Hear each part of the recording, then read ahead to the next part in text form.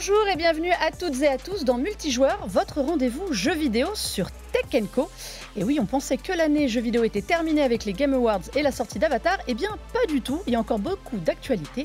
Et pour en parler cette semaine, eh bien, deux nouvelles têtes dans Multijoueur. Pierre, bonjour Pierre Trouvé. Bonjour Mélinda. Journaliste à la rubrique Pixel du Monde.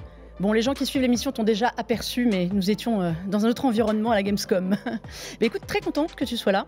Notamment, Merci. on va parler de Doom, on va parler de beaucoup de choses, la fin de l'E3, malheureusement, et de petits jeux qui font les petits malins aussi. Et ça, ce sera avec Christophe Collet. Bonjour Christophe. Bonjour Mélinda. Rédacteur en chef adjoint à Total Jeux Vidéo. Ouais. Ah, merci à toi aussi d'être là. Mais merci beaucoup. Et de terminer cette année très très riche. Oui. Et avec beaucoup de choses à se raconter. Évidemment, on n'aura pas assez de temps, mais on va y arriver quand même, comme toujours. Et on va commencer très vite avec l'actu à chaud.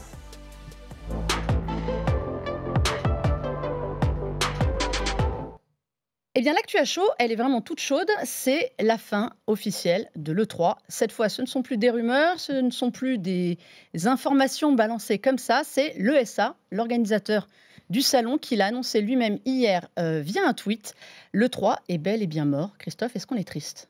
On est triste, oui, bien sûr, parce que c'est un événement majeur pour beaucoup d'entre nous, quel que soit l'âge qu'on est, un rendez-vous régulier et fondateur de la passion qu'on a pour le jeu vidéo. Il y a eu des moments absolument incroyables. C'est un rendez-vous qui doit dater du milieu des années 90, je crois, 95 ou 96. Ouais. Bon, et qui est monté en puissance au début des années 2000 de manière vertigineuse. Certains y sont allés. Au minimum, on les a regardés de loin avec passion, les conférences. Enfin, oui, nécessairement, parce qu'il n'y a pas de... même s'il y a d'autres rendez-vous dans l'année, il n'y a pas de choses aussi grandioses et fédératrices que ne l'a été l'E3 dans ces grandes années, disons, quoi. Donc, oui, bien sûr. Ouais. Alors, pour ceux qui ne sauraient pas de quoi on parle, s'il y en a encore, l'E3, c'était le grand salon du jeu vidéo de Los Angeles qui se tenait au mois de juin, qui était initialement ouvert à la presse et aux gens du milieu. Donc, c'était un rendez-vous professionnel où étaient présentés, il y avait des très grandes conférences où étaient présentés les derniers jeux, les dernières consoles. On a vu beaucoup de consoles. Pierre, pour toi qui suivais ça de loin, c'est quoi l'E3 ? Ça symbolisait quoi ? Oui, moi j'ai pris mes fonctions au moment du Covid. Donc forcément, raté pour l'E3. Édition 2020 annulée. Donc j'ai vu plutôt les annulations de l'E3 et les difficultés qu'ils ont eues pour relancer en numérique en 2021. Et moi, ce que j'ai vu, c'est l'essor du streaming. C'est ça qui a vraiment tué l'E3. C'est les conférences des grands développeurs qui sont devenues la norme. C'est-à-dire que ça s'est apparu dans les années 2010. Aujourd'hui, c'est ce qui a été annoncé par le président de l'ESA, donc qui organise l'E3, qui confie l'organisation de l'E3 à une entreprise.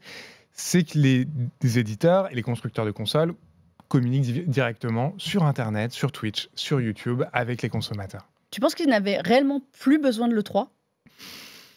C'est ce qu'ils ont annoncé, en tout cas, ce qu'ont annoncé les organisateurs, qui sont une organisation qui fédère les éditeurs américains.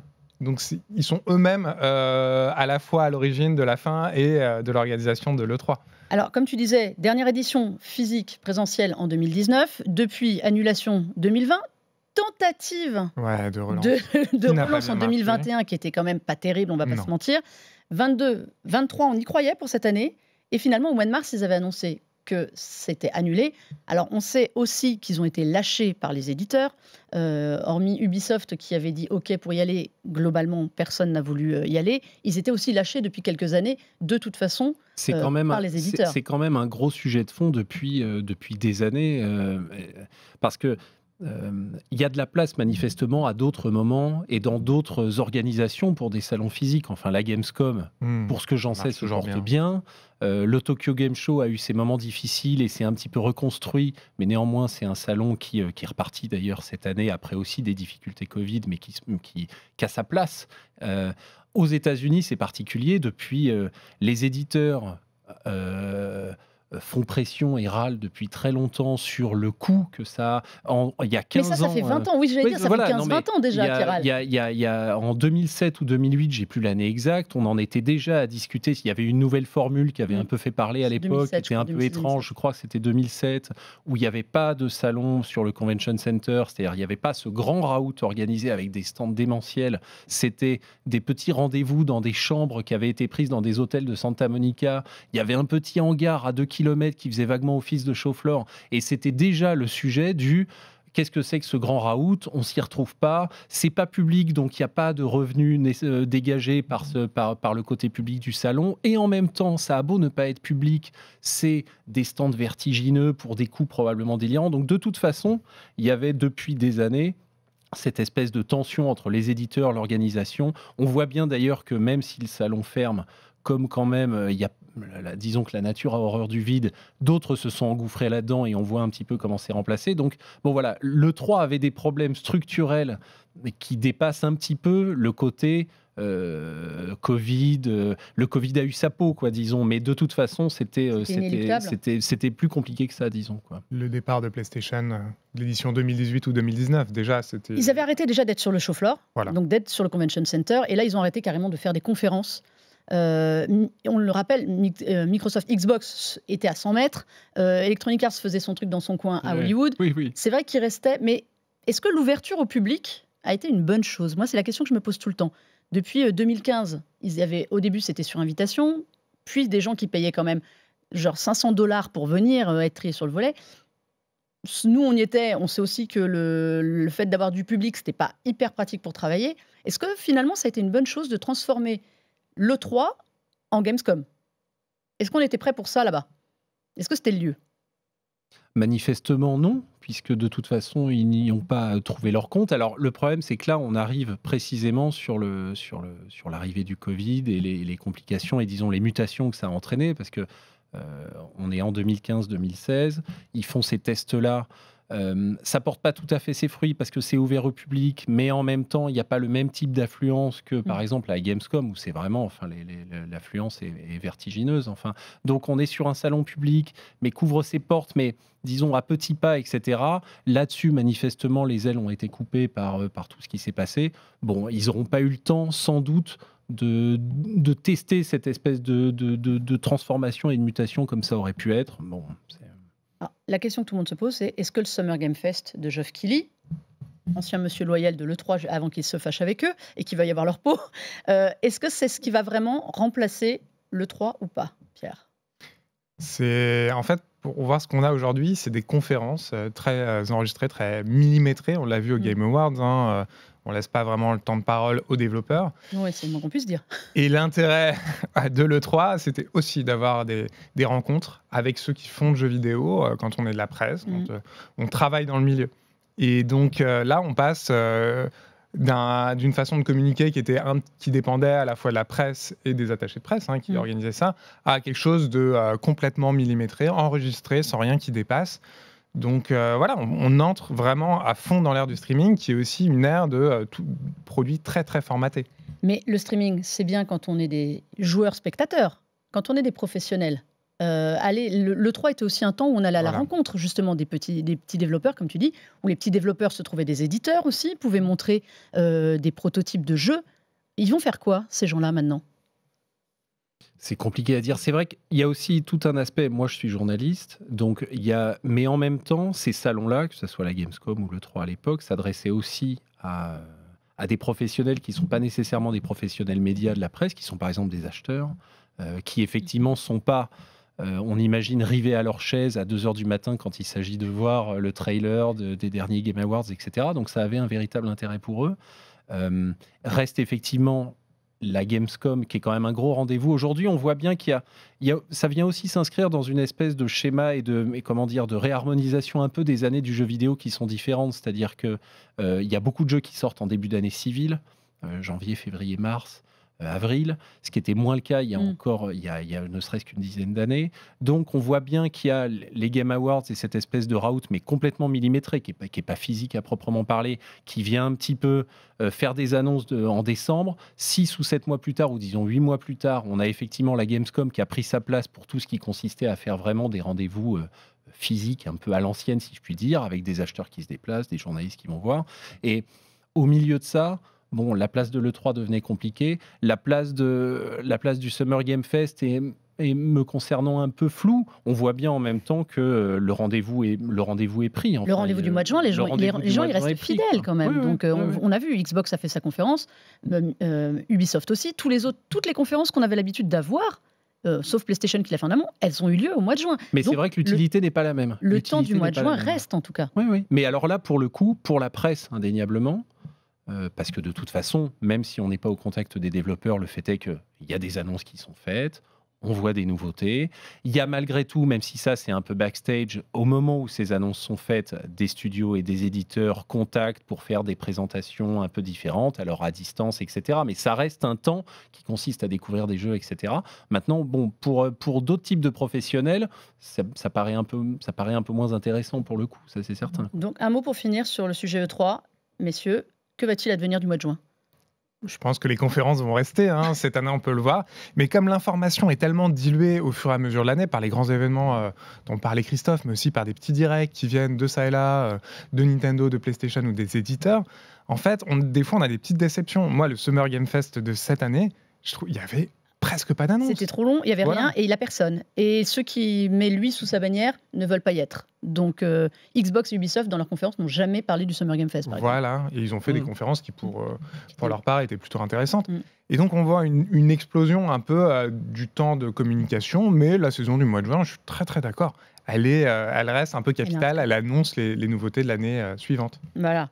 Bon, le 3, c'est fini, mais pas le jeu de vidéo au mois de juin.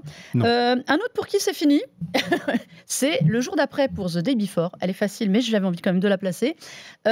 Si vous n'avez jamais entendu parler de The Day Before, Christophe, comment est-ce qu'on résumerait ce jeu sorti de nulle part et reparti aussi vite ? Reparti très vite, beaucoup plus vite qu'il n'était prévu.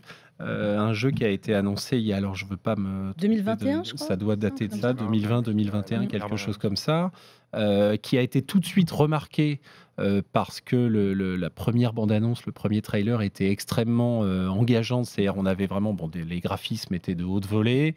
On avait quelque chose qu'on nous promettait comme étant une espèce de mélange entre, alors en termes de direction artistique, c'était The Division avec des zombies, donc un peu The Division cross Last of Us, complètement. Dans un monde extrêmement ouvert, très urbain, façon MMORPG, c'est-à-dire vraiment contrairement à The Division qui est un peu plus fermé, on va pas rentrer dans les détails, mais plus ouvert.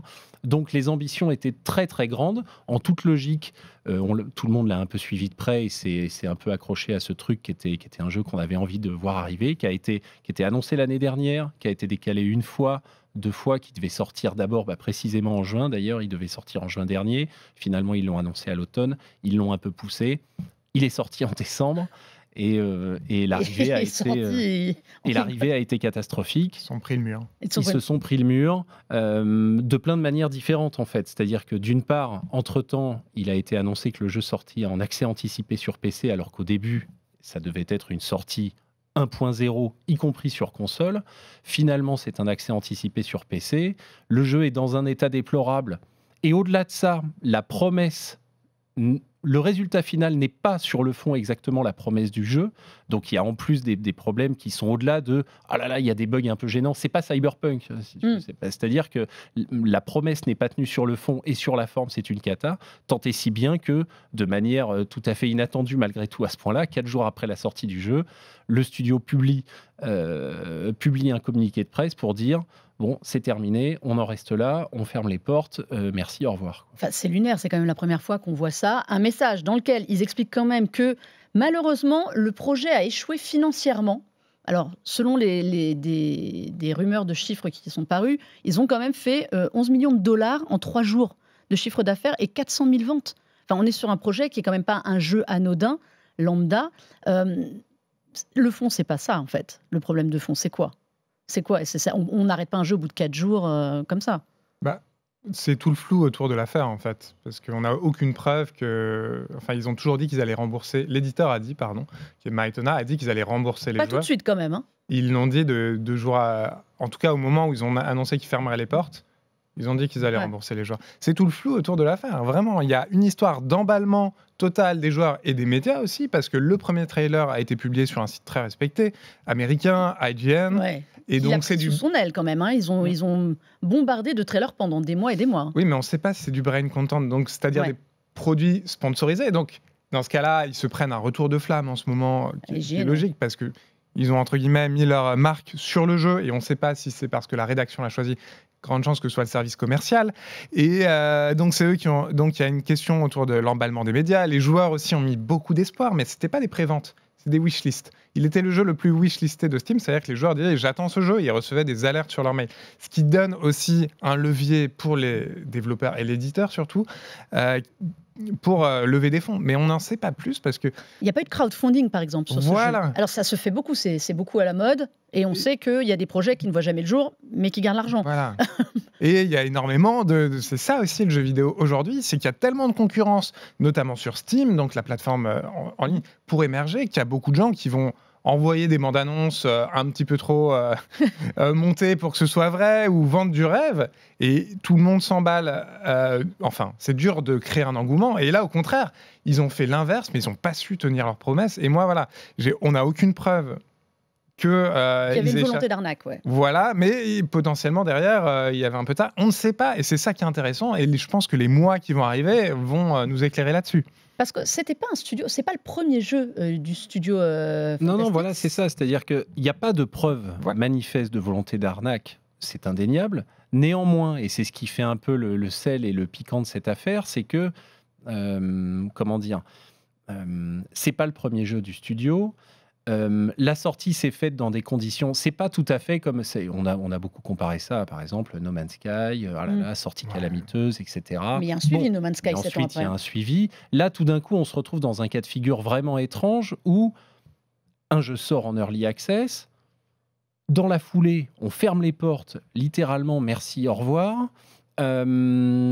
Encore une fois, ce qui se passe aussi, c'est-à-dire que là où on est au-delà du « ah, on n'a pas exactement fait ce qu'on aurait voulu faire, ça a été compliqué », le jeu et le résultat final n'est pas la promesse qui avait été faite. Et encore une fois, c'est-à-dire que typiquement, si on veut continuer le parallèle avec No Man's Sky, un jeu qui a beaucoup fait parler pour ça, le jeu avait ses défauts. Néanmoins, quand on nous vendait l'univers et des milliards de planètes, on avait grosso modo l'univers et des milliards de planètes. Là, ça ne ressemble pas au jeu du premier trailer. Là, ça ne ressemble pas au jeu du premier trailer. Les mécaniques de jeu ne sont pas là. Donc, effectivement, il y a une espèce de flou total sur mais qu'est-ce que c'est que ce produit, pourquoi ça a été présenté comme ça, pourquoi ça se finit comme ça. On n'aura pas la réponse tout de suite, mais c'est vrai que c'est un cas vraiment très atypique, ça, c'est certain. Est-ce qu'on aura seulement la réponse? Parce que est-ce qu'en fait, ils n'auraient pas dû sortir un vrai jeu en early access, c'est-à-dire en assumant le fait que le jeu ne soit pas dans sa version finale? Parce qu'au final, entre le premier jeu, on a dit qu'il devait être un multijoueur zombie survie. Le résultat final, il n'y a plus personne dans les rues. Alors, je veux bien croire que ce soit la fin du monde, mais là, soudainement, il n'y a plus personne. On nous a balancé des courses de bagnole, de la customisation, on a l'impression d'être dans les Sims. Est-ce qu'au final, c'était pas juste n'importe quoi? Est-ce qu'ils n'ont pas été débordés par leurs ambitions? C'est une possibilité, mais encore une fois, c'est-à-dire que manifestement, mais encore une fois, on n'a pas les détails, les moyens étaient là. Et sur les procédés, il y avait manifestement d'autres manières de faire. C'est-à-dire que précisément, pendant très très longtemps, le jeu devait être en version ça coûte pas grand-chose et a priori, c'est pas plus compliqué aujourd'hui, comme tu le dis d'ailleurs, de dire, bah voilà, le jeu va être en early access, même pour X et X raisons, on va travailler dessus. Il aurait pu sortir, pourquoi pas un peu plus tôt, mais en early, et on comprenait les choses. Là, c'est vrai que cette mécanique de sortir un jeu au dernier moment, finalement, c'est pas une version définitive, c'est une early, et on coupe les tuyaux. C'est du jamais vu, en tout cas à ce niveau de buzz et d'attente. Avec un jeu qui sort ultra buggé en plus, donc il n'y aura jamais réparation. Alors, c'est mon troll habituel, mais j'adore. Je rappelle qu'il y a un jeu qui était sorti en Early Access sur Google Stadia et qui vient de finir meilleur jeu au Game Awards, c'est Baldur's Gate 3. Comme quoi, l'Early Access, ça a du bon aussi. Mais même dans le survie horror, survie horreur, c'est la norme, quoi. Il y en a tous les ans. Voilà, on pense à Valheim, on pense à Sons of the Forest. C'est devenu un truc habituel. Ouais, mais là, c'est vraiment exactement ce que disait Christophe, quoi. La promesse non tenue. C'est early exit, là, c'est pas early access. Mais non, mais bon, voilà. Donc, si jamais vous aviez investi dans le jeu, pensez à vous faire rembourser très très vite. Parce que comme ils l'ont dit quand même, Mytona, on a dit ils sont OK pour rembourser, mais ils ont précisé à ceux qui en font la demande. Donc, n'oubliez pas de faire la demande si vous êtes concerné. Autre sujet qu'on voulait aborder, qui est quand même important, nous avons fêté le week-end dernier les 30 ans de Doom. Alors, Doom, forcément, même ceux qui n'y ont pas joué connaissent le nom. C'est, comment dire, Pierre, c'est un incontournable de l'histoire du jeu vidéo. Ouais, il y a peu de jeux qui ont un peu ce prestige d'être rentré dans l'histoire du jeu vidéo et d'avoir tout changé. Ouais. Et c'est un jeu pourtant pas facile d'accès. Parle-nous de Doom pour ceux qui ne connaîtraient pas. Doom, c'est sorti en 1993 et à l'époque, voilà, ça casse la baraque. C'est le jeu le plus avancé de son époque. Clairement, il faut se dire qu'à l'époque, la 3D, c'était balbutiant. C'est pas le premier jeu de tir en 3D, c'est pas le premier jeu en 3D, mais le moteur de jeu, c'est une révolution. On n'a jamais vu ça. Et il y a déjà eu un succès pour le studio, donc id Software, ils sont texans, ils avaient fait Wolfenstein 3D, donc il y a 3D dans le titre, on est déjà dans un jeu de tir en 3D, et ça avait bien marché, mais là, ils cassent la baraque. Les niveaux, vraiment, sont révolutionnaires dans leur conception, on a des murs en biais, à l'époque, il faut se dire que c'était déjà une prouesse technique, les textures, donc le responsable technique, John Carmack, un génie de l'informatique à l'époque, et qui propose des textures, donc le texture mapping d'une qualité incroyable, même s'il ne fait pas ça trop dans les règles, m'ont dit certains développeurs. Donc voilà, une révolution technique, une révolution dans l'ambiance, vraiment. Dans le game design, dans l'ambiance, parce qu'on est dans un jeu qui est... Vous le voyez sur les images. Ceux qui voient les images, ce sont les images du premier. Alors oui, ça peut paraître aujourd'hui un peu rétro, mais à l'époque, mettez-vous 30 ans en arrière, visuellement, c'est une révolution ce qu'on prend dans la figure avec Doom. Donc voilà, Doom, à l'époque, c'est aussi un sale gosse. On s'inspire de la contre-culture de l'époque. On est dans un mélange d'Evil Dead, 80 même, Evil Dead, des Donjons et Dragons, les a aussi beaucoup influencés. Heavy Metal, c'est une grosse influence. Voilà, la musique, elle est datée maintenant, mais voilà, ça saigne, c'est gore. Et en plus, aux États-Unis, ça marque d'autant plus que ça arrive au lendemain des premières auditions du Congrès du Sénat, du Congrès américain sur la violence et les jeux vidéo, parce qu'il n'y avait pas beaucoup de jeux violents à l'époque, mais ça a beaucoup fait couler d'encre. Il y avait notamment Mortal Kombat, qui existait. C'était la peau de Mortal Kombat, on en avait parlé dans l'émission, cette commission voulait surtout la peau de Mortal Kombat. Et arrive Doom, c'est du pain béni pour eux. Le lendemain, boum, Doom, ils mettent un pavé dans la mare. Donc voilà, ça a marqué son époque, et surtout, deux héritages très très importants pour Doom, c'est le jeu multijoueur. L'enthousiasme à l'époque préfigure celui pour l'e-sport, des premières compétitions, et l'autre chose, c'est qu'il est pensé pour le modding. Donc c'est pas nouveau, ni le multijoueur ni le modding ont été inventés par Doom, mais c'est lui qui crée un engouement de dingue, parce qu'on peut éditer ses niveaux, on peut, nous, quand on est joueur, être créatif, avoir des propositions de jeu, et donc voilà, c'est deux héritages qu'on peut lui attribuer. Ça, Christophe, Doom, je pense que oui. Oui, non, j'y ai joué. Non, mais le fait est que, comme le rappelle Pierre, justement, modding, on est dans un univers très, très PC. Alors, à l'époque, c'était un petit peu intitulé différemment, mais on est dans un univers très PC. Bon, moi à l'époque, je jouais à Aladdin sur ma Mega Drive, donc j'étais pas autre ambiance, quoi. Donc je le connais parce qu'évidemment c'est un des jeux fondateurs d'un genre et puis c'est une des pièces maîtresses de l'histoire du jeu vidéo, quoi. Mais j'y ai pas joué à l'époque. J'ai un peu rattrapé mon retard depuis, mais effectivement, c'est une de ces pièces maîtresses, comme les années 90 en compte quelques-unes, quoi. Moi, je dois avouer que j'y ai passé des heures à l'époque sur Doom, justement parce qu'avec ce côté extrêmement subversif, je jouais à Aladdin aussi, c'est mon côté Doom. Pourquoi est-ce qu'il a marqué autant l'univers justement du FPS? Pourquoi est-ce qu'il est plus fondateur que d'autres, pour vous? Derrière, il va y avoir Quake, il va y avoir d'autres choses qui sont nettement inspirées aussi de ça. Ah bah oui, mais comme le disait Pierre en l'occurrence, il arrive au bon moment. Il y a ceux d'après. Le fait est qu'il est de fait avant. Et puis effectivement la techno, la techno à l'époque, ça paraît, enfin c'est de la science-fiction quoi. Enfin, c'est le jeu le plus puissant de l'époque. Enfin, on n'avait jamais vu ça en termes de joueurs, cette immersion. Il faut se dire que la 3D, c'était vraiment balbutiant encore techniquement. Tellement dur. Il n'y avait pas de carte 3D à l'époque.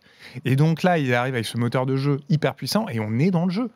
Vraiment, à l'époque, on voyait les jeux en 2D de loin et tout. Là, on a un fusil à la main. Vraiment, c'était complètement... C'est pas nouveau. On a eu des jeux avant. Hein. Je parlais de Wolfenstein et d'autres jeux en 3D. Mais lui, il arrive avec une vitesse, puissance de game design. En plus, les niveaux sont extrêmement bien faits. L'ambiance est fabuleuse, quoi. On a parlé de Early Access tout à l'heure. Vous avez mis les niveaux à disposition justement gratuitement pour tester en fait le jeu. Donc ça c'est quand même déjà à l'époque quelque chose d'un peu révolutionnaire. Moi je me souviens des murs. J'avoue que à l'époque la possibilité d'avoir ces murs en biais, c'était quelque chose. Aujourd'hui c'est d'une banalité confondante, mais pouvoir viser un peu de biais, c'était vraiment quelque chose de différent. Et puis il y a sans doute, mais t'en parlais là, c'est-à-dire que on est au milieu des années 90, enfin quasi. Le jeu vidéo est en train d'arriver un petit peu le public commence à grandir avec son public. On commence à arriver à passer de ce qu'on pourrait très grossièrement parler d'un public vraiment enfant à un public ado, post-ado qui va se révéler avec l'arrivée de la PlayStation 2 ans plus tard, etc. Donc on est vraiment dans la transformation du marché et du public vers... on passe de Mario à Doom, quoi, si je puis dire, d'une certaine manière. Doom, on a dit. Ou Aladdin. Donc il y a aussi ça, c'est-à-dire que tout d'un coup, c'est l'univers des jeux et les joueurs et cet univers, cet écosystème jeu vidéo qui se déplace un petit peu vers d'autres attentes, d'autres propositions, un public un peu plus âgé parce qu'il a grandi, etc. quoi. Et tout le monde va faire comme Doom après. Le FPS, donc First Person Shooter, comme on l'appelle aujourd'hui, a été appelé le Doom-like pendant 10 ans, quoi. C'est quand même la référence. Quand on commence à donner son nom à un style de jeu, c'est une référence. Exactement. Si vous voulez aller plus loin sur Doom, un livre qu'on vous conseille, Les origines de Doom, de David Kushner, qui vient de sortir chez Sœur d'édition. Alors, il est sorti en 2003. Voilà, mais il a été retraduit et publié pour les 30 ans. Voilà, retraduit. Tu as raison de préciser qu'il ressort là pour l'anniversaire, pour savoir voilà l'origine surtout de Doom et toute cette histoire sur les deux John qui avaient pu donner naissance à Doom et à la suite. Il y a d'ailleurs une suite non officielle qui vient de sortir, plus ou moins, un 6e épisode qui s'appelle Sigil 2. Sigil. C'est le dernier jeu de Romero. Ouais, c'est ça. Qui est un Doom dérivé pour les 30 ans. Bon, messieurs, nous sommes arrivés au bout de cette émission. Malheureusement, on avait encore plein de choses à vous raconter. Ce sera pour une prochaine fois. Pierre, merci d'être venu. Toi, on te retrouve sur les papiers Pixel. Sur la rubrique Pixel du Monde. Et qu'est-ce qui nous attend de beau comme lecture en ce moment ? Il y a la liste des jeux de l'année. Et donc voilà, rétrospective un peu. Et voilà, pour ceux qui s'intéressent à Doom, on a sorti 2 papiers sur les 30 ans de Doom ce week-end. Et ils sont gratuits, donc allez-y, profitez-en. Comme les premiers niveaux, allez les lire. Christophe, merci aussi à toi. Merci beaucoup d'être venu. On te retrouve. Alors, au sommaire, des magazines, il y en a tellement. Un nombre de magazines invraisemblable. Une anthologie Mario, parce que ça fait longtemps qu'on avait ça sous le coude et qu'on voulait fêter les 40 et quelques années maintenant de Mario. Le dernier Total Jeux Vidéo qui, lui, se projette déjà vers 2024, puisque généralement, dans la presse, en général, mais dans la presse papier, quand on est au mois de décembre, on est déjà en train de parler de 2024. Un vidéo gamer rétro. Plein de choses pour tous les goûts. Voilà, il y a de quoi vous occuper tous et toutes à Noël, un peu de lecture de partout. Et nous, on se retrouvera dès la semaine prochaine pour évidemment, pareil, les rétros de l'année, parce qu'il y a largement de quoi raconter. Et en attendant, si jamais vous avez raté le début de cette émission ou que vous voulez les réécouter, il y a les podcasts absolument partout. Sinon, l'émission sur Tech & Co, la chaîne en multidiffusion, sur le site Tech & Co. Voilà, vous pouvez nous retrouver partout. Et on se dit évidemment à la semaine prochaine. Jouez bien et soyez sages.